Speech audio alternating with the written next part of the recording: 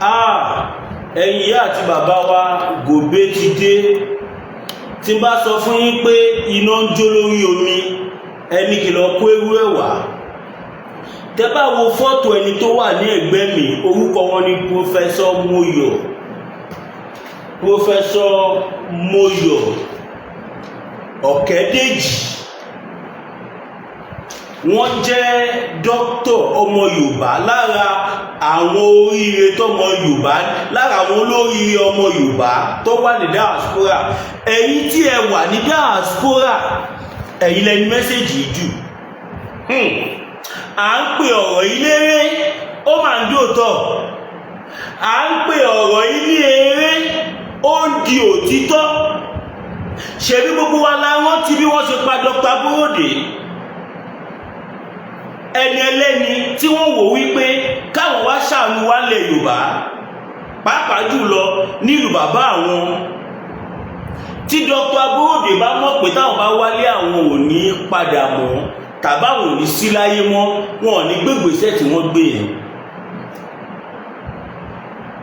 Ìkíní kẹ́bẹ, èkejì kẹ́bẹ. Ọ̀rọ̀ tí mo fẹ́ sọ yìí, ẹ̀yin tẹ́ wà ní diaspora, ẹ jọ̀ọ́ nítorí Ọlọ́run, ẹ̀yin lẹ ní mẹ́sẹ̀jì jù. Ẹ̀yin tẹ́ wà nílé náà ó wúlò fún yín, ṣùgbọ́n pàápàá jù ẹ̀yin tẹ́ máa ń travel, ẹ ní rìn àrìnfẹsẹ̀ sí o. Bàbá tẹ́ ń wò lẹ́gbẹ̀ẹ́ yìí, orúkọ wọn Professor Moyo Ọ̀kẹ́dẹ́jì. Wọ́n jẹ́ American based professor. Wọ́n ń ṣiṣẹ́ ní yunifásitì kan ní Texas. Bàbá yìí, Ọlọ́run pèsè fún wọn. Wọ́n ti ṣiṣẹ́ tí wọ́n ti wá sí Nàìjíríà last àti 1992. Kọ́lọ́run ti wá gbà fún wọn. Wọ́n wá wò pé káwọn wá wo bí lè ṣe rí, káwọn ti invest. But nítorí insecurity, bàbá yìí ò lè wọ direct flight láti Amẹ́ríkà sí Muritala. Nítorí kọ́ bàbá jí wọn gbé, kọ́ má trace wọn délé.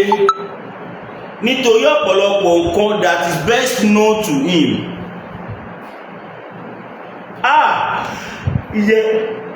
Ẹ̀yin bàbá wa kí ilẹ̀ Yorùbá ti tán. Bàbá mi Ọláyọmí Kóìkì, àjànàkú kọjá mo rí nǹkan fìrí, tabarérin ká ní arérin. Kóìkì Media kò ní bàjẹ́ bàbá. Ẹ̀yin tẹ́ wà ní diaspora ṣe, ẹ bá mi share fídíò yẹn jẹ́ kó lọ viral. Bàbá mi Ọláyọmí Kóìkì no going back, confirm. Ẹ̀yin tí ẹ jẹ́ kí kọ́kọ́ parí ọ̀rọ̀ yìí ti máa iná, kí ó ní voice note kan náà tí mo máa play fún yín. But mo kọ́kọ́ fẹ́ mẹ́nu Professor Moyo Ọ̀kẹ́dẹ́jì wrote without the intervention of the okay. Now ẹ rí pé orúkọ wọn tí mo dá náà ni bàbá mi Ọláyọmí Kóìkì dáì, Professor Moyo Ọ̀kẹ́dẹ́jì. Ẹ̀rù bà bàbá yìí wípé táwọn bá wọ direct flight láti Amẹ́ríkà wá sí Nàìjíríà straight, wọ́n máa dá wọn sí Muritala. Wọ́n dẹ̀ mọ iṣẹ́ ibi tó máa ń ṣẹlẹ̀ láàrin airport síbi tíyàn bá ń lọ. Bàbá yìí, he went far as passing Ghana. Láti Amẹ́ríkà wọ́n fly lọ sí Ghana. Láti Ghana wọ́n wá wọ Kotonu. Láti Kotonu kọ́ wá decide pé káwọn wọ mọ́tò. Kábíyèsí Elédùmarè, èmi àti yín àdéhìn àrìnfẹsẹ̀ sí. Ọ̀rọ̀ yìí lágbára. Sọ náà ni kò sí nǹkan tá fẹ́ ṣe ju pé ká sọ lọ. Kábíyèsí Elédùmarè, ọba àṣàkẹ́ ayé, ọba àṣàkẹ́ ọ̀run, gbogbo ẹ̀yin tẹ́ ń wò mí, gbogbo ti jẹ́ tọlọ́run, okùn ẹ̀mí yóò ní já lójijì. Bàbá yóò kú o, ṣùgbọ́n ohun tí ó jẹ́ kó kú àti ohun tó ṣẹlẹ̀ gangan ni mo fẹ́ sọ yìí. Nígbà tí bàbá yìí ti pẹ́ wọn pé wọn ò fẹ́ bọ́ sọ́wọ́ ajínigbé, wọn ò fẹ́ bọ́ sí ọwọ́ afẹ̀míṣòfò, wọn ò fẹ́ bọ́ sọ́wọ́ ẹjọ́ bẹ́ ṣe ń wọlé ẹ máa bá mi ṣí ẹ̀ṣọ́ yìí, mo fi Ọlọ́run bẹ̀ gbogbo wa. Ilé àtọ̀nà yóò ní dàrú. Láti Benin Republic bàbá yìí dẹ̀ wò pé káwọn máa wọ plane, nǹkan táwọn sá fún káwọn máa tún padà kó sí. Bàbá yìí dẹ̀ wọ mọ́tò, wọ́n wo àwọn international travel or serious bus, wọ́n wọ̀ ìgbà tí wọ́n dẹ̀ dé bọ́dà. Kábíyèsí Elédùmarè, ṣe rí nǹkan tí poverty, ṣe rí nǹkan tí ìjẹkújẹ, ṣe rí nǹkan tí wàhálà tó máa, nǹkan tí àìnítẹ̀lọ́rùn, nǹkan tí àìláyọ̀ ọkàn tó máa dá sílẹ̀ nílẹ̀ Yorùbá. Apá ẹ̀yìn àgbààgbà ilẹ̀ Yorùbá, apá yóò ní ka mọ́ tó bá yá. À ń sọ fún yín sì ẹ fẹ́ gbọ́. Nígbà tí ohun tó wà lókè tó sì tó aṣọ gbẹ, à ń sọ fẹ́yìn àgbààgbà yìí, dé fìlà máa wò bẹ̀, tẹra mọ́. Lágbára Ọlọ́run nǹkan tó ṣẹlẹ̀ sí Pọ́fẹ́sọ̀ Moyo Oyè, nǹkan tó ṣẹlẹ̀ sí Pọ́fẹ́sọ̀ Moyo yìí, lágbára Ọlọ́run gbogbo ẹ̀yin àgbààgbà tẹ́ ń balẹ̀ Yorùbá jẹ́, gbogbo yín ni irú ẹ̀ máa ṣẹlẹ̀ sí, tẹ́ẹ̀dẹ̀ ni mo jẹ. Ọlọ́run jẹ́ kí máa rí ìmú jẹ. Ó máa ṣe o. Ìgbà tí wọ́n dé bọ́dà, àwọn immigration Kotonu, immigration Benin Republic, wọn ò béèrè £1 lọ́wọ́, wọn ò béèrè £1. Bàbá nǹkan tí Koiki bá dẹ̀ ti ṣàmì sí, Ọlọ́run nìkan ló lè yọ. Ó dàbí ìgbà tó ṣà tí ṣe Sunday Igboho bá ṣàmì sọ́wọ́ èèyàn ni. Kábíyèsí Elédùmarè. Now àwọn immigration Benin Republic wọ́n ṣe gbogbo nǹkan tó yẹ kó ṣe, wọ́n check document, wọ́n ṣe everything láì gba £1 kọ́bọ̀. Bí màá yẹn ṣe fi passport yẹn wọ́n báyìí, wọ́n bẹ́rí ni. As a normal officer, kéèyàn di pálí USA dání, kéèyàn di pálí USA mú, no be mọ́ínmọ́ín. Gbígbọ́ tó máa ń sọ pé God bless Nigeria, God bless United States of America, ṣeréṣeré lẹ pé ní. Rí kọ́lọ̀ passport America ni, kò ṣe kọ́lọ̀ aneva shop. Anyway, that was just by the way. Àwọn immigration Kotonu wọ́n ṣiṣẹ́ wọn bí iṣẹ́, wọn ò dẹ̀ béèrè £1 kọ́bọ̀. Kódà the man was talking to them confidently, the man was talking to them securely. Máa yẹn ń bá wọn sọ̀rọ̀ normal bí wọ́n ti máa ń bá àwọn immigration America sọ̀rọ̀. Mo rántí ìgbà tí mo lọ sí America, bàbá mi láyé ní Koiki, ṣáwọn tí ìgbà tí mo lọ kí Yorùbá wuyì ní US, bàbá ẹ̀wọ̀n tí gbà ẹ̀ bàbá ojú àlà ni nǹkan náà á jẹ́ kó ṣẹlẹ̀ lójú ayé. Kàwá náà ẹ má wọ́ọ̀rì, mo máa tó lọ kí Yorùbá wuyì ní ẹjọ́ mẹ́ta yìí. Mo máa tó lọ kí Yorùbá wuyì lẹ́jọ́ mẹ́ta yìí tí bá wá kúrò ní US, màá lọ sí London, màá kí bàbá mi Ọláyọmí Koiki. From there a máa proceed, a máa lọ sí Germany, nǹkan máa lọ kí èyí dára, a máa tọ̀ ọ̀rá dìnnú. Bàbá yẹn dẹ̀ ń bá àwọn immigration yẹn sọ̀rọ̀ with full confidence, with 100% confidence. Ọkàn bàbá yìí balẹ̀. Kí ni bàbá yìí kúrò ní Kotonu fún? Kí ni bàbá yìí ní káwọn proceed ìrìn àjò àwọn sí? Ṣáàní dúró nù lónílù. Bàbá yìí dẹ̀ dé bọ́dà lẹ́yìn tí wọ́n clear gbogbo immigration Kotonu, ọlọ́pàá everything, tí wọ́n cross border báyìí, atẹ́gùn tó fẹ́ sí bàbá yẹn yàtọ̀ lẹ́sẹ̀kẹsẹ̀. Àwọn immigration, bàbá yẹn sọ wípé, bàbá yẹn inú ọ̀rọ̀ tí wọ́n release, wọ́n sọ wípé àwọn immigration Nàìjíríà wọ́n bẹ̀rẹ̀ sí ní ṣí àwọn yamayama, wọ́n bẹ̀rẹ̀ sí ní àrásà wọn, kódà ọ́n ṣe oríṣiríṣi. At the end of the day, àwọn immigration yẹn wọ́n jí $500 wọ́n rí suitcase tí máa yẹn kówó sí ẹ mọ̀ gẹ́gẹ́ bẹ́ẹ̀ tó ń bọ̀ láti ìlú òyìnbó kọ́ máa ní dollars he has a lot of dollars inú suitcase tí wọ́n gbé dání pẹ̀lú àwọn jewelries document kọ̀ọ̀kan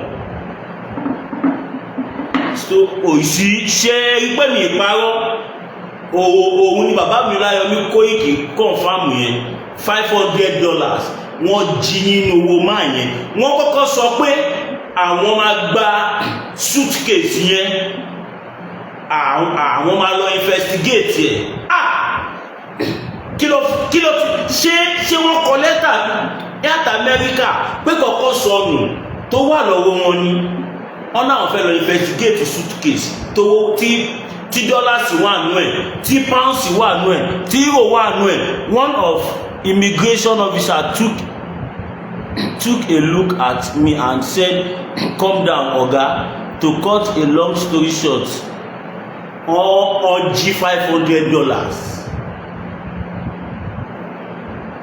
That is a shame. It is a big shame. Ó máa wù mí tí àwọn necessary authorities tó bá lè gbégbèsè nípa ọ̀rọ̀ yìí kọ́ fish out immigration tó jí $500. Ìtìjú ńlá gbà ló jẹ́ fún Nàìjíríà immigration. Poverty ni poverty àti àìnítẹ̀lọ́rùn.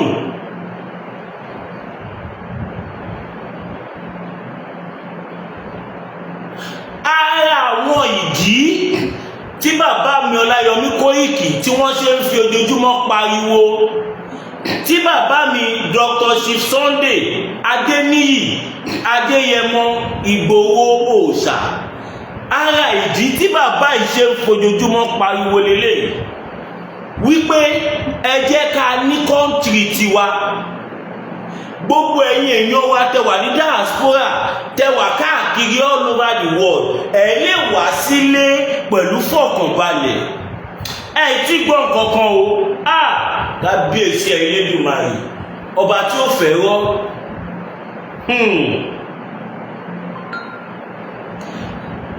at the end of the day tí màá yẹn ní for what pé ẹ fẹ́ investigate suitcase tó ń gbé dání kìnnìkan ojú immigration yẹn ti rí dollars tó pọ̀ ní ojú ẹ̀ kúrò lára dollars tó rí ní suitcase máa yẹn at the end of the day ó jí $500 ó rọ̀ máa yẹn of $500.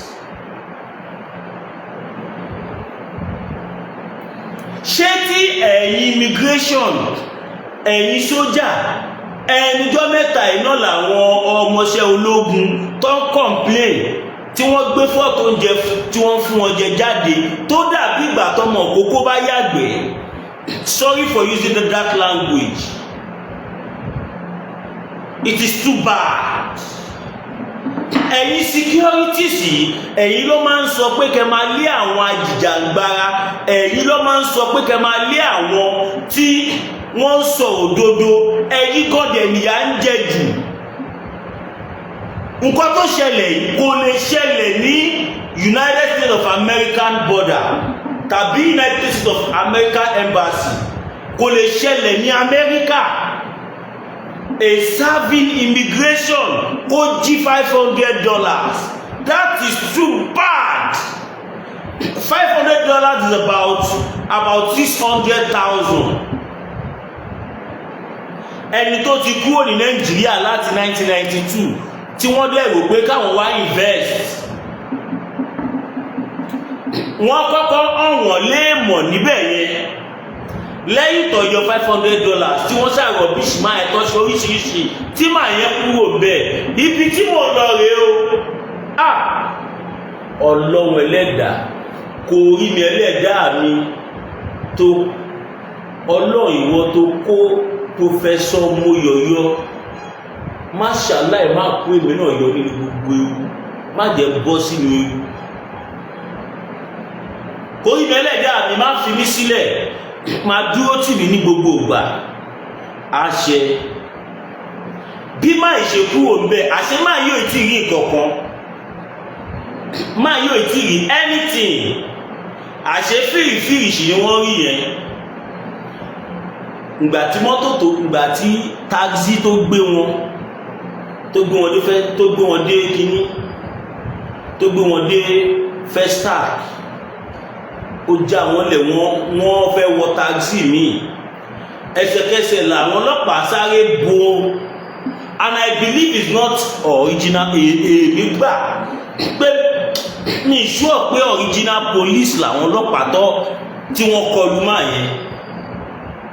Ẹsẹ̀kẹsẹ̀ wọ́n bẹ̀rẹ̀ sí ní sáàṣì máa yẹn, wọ́n gbọ́n gbogbo ara wọn fínífíní, wọ́n tú gbogbo ẹrù wọn, ó nọ́mà iṣẹ́ wọn lọ ṣe. But the moment tí wọ́n fojú kan dollars, wọ́n bẹ̀rẹ̀ sí ní wá àwọn ungenuine excuses. This your suitcase, you must go to the police station with us. You must, for what? Ẹ tú ẹrù èèyàn, ẹ bá nǹkankan. Ó fi dọ́kúmẹ̀ntì ẹ̀wọ̀n yìí, bàbá yẹn ṣàlàyé fún wọn wípé Nigerian passport àwọn ti expire tipẹ́tipẹ́, passport Amẹ́ríkà làwọn ń lò, but passport Nàìjíríà àwọn tó expire rè, American passport àwọn rèé. Kí lẹ tún fẹ́? Ó ní kí màá yẹn tún identify ara wọn better. Máa yẹn tún sọ fún wọn wípé I am a professor in the University of Texas. Wọ́n ní kí màá yẹn fún wọn ní identity. Máa yẹn fún wọn gbogbo nǹkan tí wọ́n ṣá béèrè, táwọn ọlọ́pàá yẹn béèrè, bàbá yẹn fún wọn. Ọba yàrí pé láéláé pé suitcase yìí àwọn fẹ́ lọ investigation ní station àwọn. Ọmọ Yorùbá lágbára Ọlọ́run, àtèmi àtẹ̀yìn tẹ́ wò mí, tẹ́ comment, tẹ́ share, tẹ́ like, tẹ́ love, a ò ní wọ wàhálà. Lágbára Ọlọ́run, ẹrù èmi àti yín kò ní dẹrù ẹlẹ́rù. Nàìjíríà tabadẹ̀ sọ fẹ́yìn kan wípé ẹ jẹ́ kó ní kálukú máa bá tiẹ̀ lọ torí ìjẹkújẹ tẹ́yìn jẹ. Ẹ ní fẹ́ jẹ́ ká pín, ẹ ní fẹ́ jẹ́ pín, torí ẹ máa rí nírí pé wọ́n fẹ́ gbàjẹ́ lẹ́nu tí yìí ní kò dẹ̀ rí bẹ́ẹ̀. Tí kọ́ńtì wa bá dá dúró, ẹ máa rí jù nǹkan tẹ́ rí yìí lọ. Ẹ tún máa wá rí lẹ́gálì, kò wá ní jẹ́ illegal. Now gbàtà ọlọ́pàá ẹ ṣàyàrí, Ọlọ́run wá fi àwọn ọmọ Ìgbò kan wọ́n fi ṣe gàrí tìrámà yìí. Àwọn ọmọ Ìgbò yẹn bá ní ọ̀gá wetin happen now, this man tell una say una professor, you ask of your ID card, he show you, na so una dey do wey una go kidnap tí ẹ máa jíyàn gbé. Una no start again àbí? Báwọn ọlọ́pàá yẹn ṣe gbọ́ yẹn lásán, wọ́n bá sáré já suitcase máa ń gbà, wọ́n gbowó mọ́tò wọn. Àwọn ọmọ Ìgbò yẹn wá lọ, àwọn ọmọ Ìgbò lọ́lọ́run tó yẹ kí máa ń sọ fún yín pé àti Yorùbá àti Ìgbò àjọ nídìíra wa ni. Fortunately for that man, gbogbo àwọn ọmọ Ìgbò tó wà ní gbogbo Festac yẹn, gbogbo wọn sáré blọọkì ọ̀nà, wọ́n sáré dúró ń pé ẹ ò ní kí ni máa yìí ṣe tẹ́bí fẹ́ gbé lọ, ẹ fẹ́ jí gbé àbí? A dẹ̀ gbọ́ pé wọ́n sọ pé wọ́n ní pé àwọn kan wà ní area Festac mọ́ island kọ̀ọ̀kan tọ́nà máa wọṣọ ọlọ́pàá tí wọ́n dẹ̀ kí ṣe ọlọ́pàá, tí wọ́n fi ń jí àwọn èèyàn gbé. Gbogbo wa a rí àwọn kan tó mú lẹ́nujọ́ mẹ́ta ìlẹ́kùn tó wọ full uniform ọlọ́pàá tí wọ́n tún gbé bọ̀ dání tí wọ́n dẹ̀ ṣe ọlọ́pàá. Bóyá irú wọn làwọn tí wọ́n fẹ́ rọ́ọ̀bù máa yìí. Ìgbà tó wájú báwọn èèyàn pariwo, ọkọ̀ sáré wọnú mọ́tò wọn ni, wọ́n sáré sá lọ. Wọ́n sá lọ látara wípé àwọn èèyàn jẹ́ kó gbé wọn lọ. Ìgbà táwọn ènìyàn rí pé gbogbo nǹkan tí wọ́n ń béèrè lọ́wọ́ máa yìí wọ́n rí kó sílẹ̀.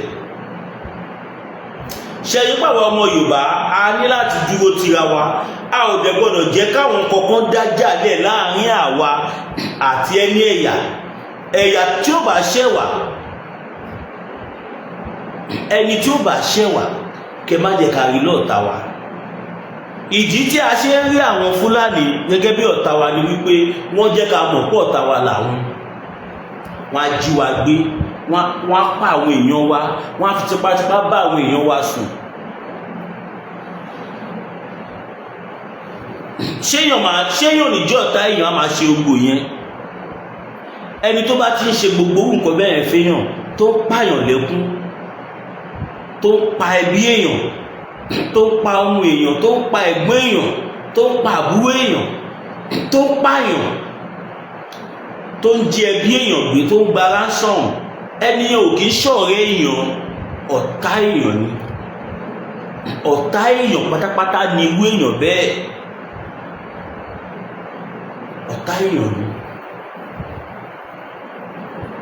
So ìdí nìyẹn tí a wà ṣe ta ṣe ń ráwọn Fúlàní gẹ́gẹ́ bí ọ̀tá wa. Now èmi àti yín kẹjẹ́ ká jọ sọ, tó bá jẹ́ wípé àwọn ọmọ Ìgbò yẹn ò rìn sásìkò kí wọ́n rescue máa yẹn, kí lẹ rò kó máa ṣẹlẹ̀ bá a ṣe ń sọ̀rọ̀ yìí? Kí lẹ rò kó máa ṣẹlẹ̀? Inú kọ́ máa béèrè ransom tàbí kí wọ́n ti pa máa yẹn dànù? Ìkọ́nú ẹ̀ ti máa ṣẹlẹ̀ tó dájú. So now eléyìí jẹ́ message fún ẹ̀yin tí ẹ fẹ́ wálé ọdún. Tẹ́ bá fẹ́ wálé, ẹ pe àwọn èèyàn tẹ́ mọ̀ pé wọ́n lè secure yín, wọ́n lè fún yín security. Nílẹ̀ Yorùbá bíbà a ní àwọn èèyàn tó jẹ́ wípé tẹ́ bá fẹ́ dé, tẹ́ bá sọ fún wọn, wọ́n máa escort yín lọ sẹ́nu ìwé tẹ́ bá ń lọ, wọ́n á dúró tì yín. Wọ́n máa dúró tì yín throughout gbogbo nǹkan tẹ́ bá fẹ́ ṣe.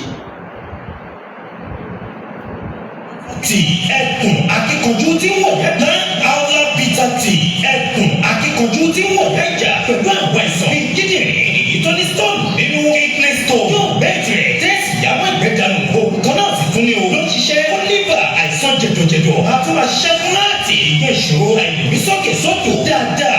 Awon bitter tea ó tún ṣiṣẹ́ fún ìfúnpá gíga, high blood pressure. Bákan náà gbogbo ẹ̀kí tẹ́ bá ní ìṣòro ìsétọ̀ tá a mọ̀ sí prostate cancer, gbogbo àwọn ìsàn tá a là kalẹ̀ yìí pátápátá ni yóò wo gbogbo ẹ̀sán. Ìṣòro ara ríro ń kọ́ egbògi Awon bitter tea nìkẹ́ ìgbéluga gbogbo ẹ̀kí tẹ́ wà ní Manchester láti rí egbògi Awon bitter tea rà. Ẹ kàn sí wọn ní nọ́mbà 45 Middleton Garden, Manchester M24 1AB tàbí kẹ́ ẹ pè sórí àwọn nọ́mbà tó wà lójú ìwòran yìí àti Nigeria's nọ́mbà yìí pẹ̀lú 0803 319 4355 tàbí 0802 626 5000. Egbògi Awon bitter tea ewé àti egbò pọ́nbélé ó fi ṣe àgbékalẹ̀ rẹ̀. Gbèrúra lónìí ó jẹ́rìí sí ìmọ̀ ìjìnlẹ̀ tiwantiwa.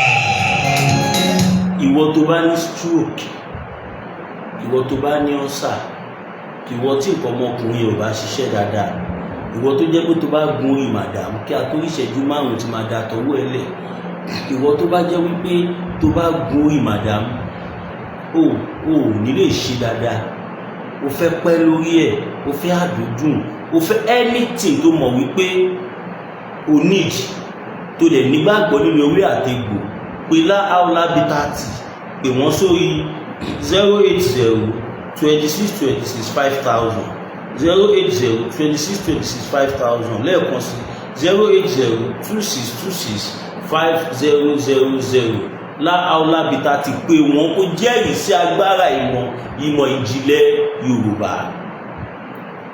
Ẹ̀yin èèyàn wa, ìgbà wo la fẹ́ ṣe eléyìí dì? Bàbá yìí ti sọ nísìnyí, wọ́n ní tó bá tún rí àwọn ní Nàìjíríà kó gé orí àwọn. Ṣé bí gbogbo àwa ọmọ Yorùbá ṣe máa ṣe pátápátá lélẹ̀ téèyàn ọkùnrin lè wá sílé mọ́?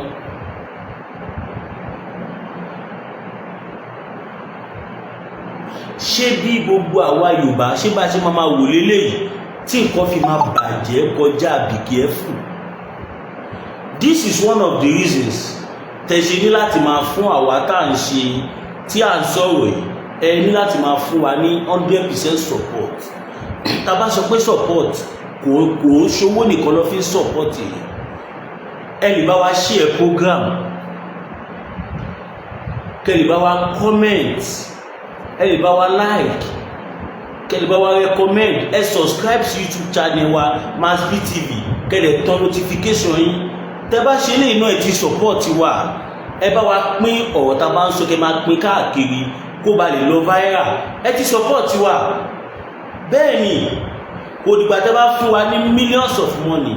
Ẹ̀yin tọ́lọ́ bá dẹ̀ bùkún fún náà kẹ́ lè fún wa ní super sticker, super chat lórí YouTube channel wa. Ẹ dẹ̀ tún lè support wa gan through bank account. Kò sí kankan tó fi ń ṣèyàn.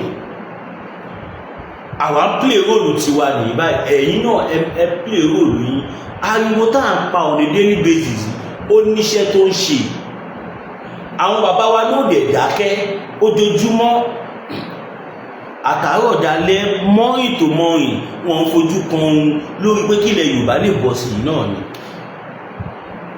So ìdí nìyẹn tí èèyàn wa tẹ̀sí ní láti encourage àwa ọmọ yín. Ẹ ní láti encourage wa physically, mentally, spiritually, financially. Ẹ ní láti support wa torí inú dídùn òun ló mórí yá. Tá bá ń ṣe bá ṣe ń ṣe yìí, tẹ́ ń share program wa, tẹ́ bá wa pín káàkiri, tẹ́ ń jẹ́ káwọn èèyàn máa rí, àwa gan ò ní wá discourage.